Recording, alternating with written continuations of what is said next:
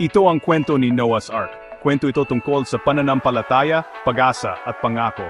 Noong unang panahon, ang mundo ay puno ng kasamaan at nalungkot ang Diyos. Nagpasya siyang linisin ang mundo gamit ang isang malaking baha.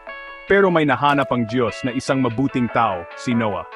Inutusan niya si Noah na gumawa ng isang arko, isang napakalaking bangka para iligtas ang kanyang pamilya at tigdadalawa sa bawat uri ng hayop.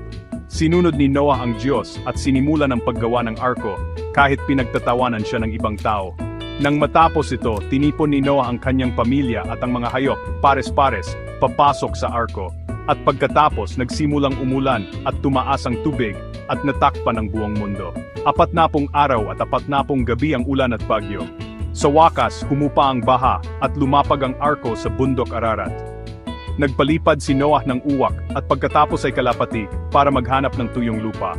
Nang bumalik ang kalapati na may dala-dalang dahon ng olibo, alam nilang ligtas na.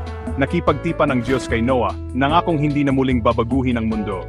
Naglagay siya ng bahaghari sa langit bilang tanda ng kanyang pangako.